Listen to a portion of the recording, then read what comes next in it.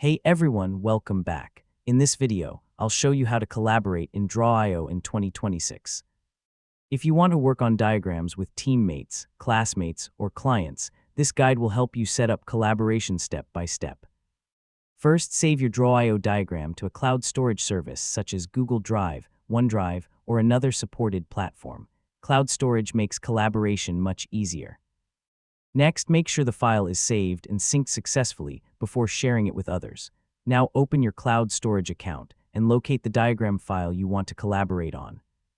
Next, use the sharing option and invite collaborators by entering their email addresses or generating a shareable link. Now choose the appropriate permissions. You can allow others to view, comment, or edit the diagram depending on your needs. Next, ask collaborators to open the shared file through the cloud storage platform to access the latest version.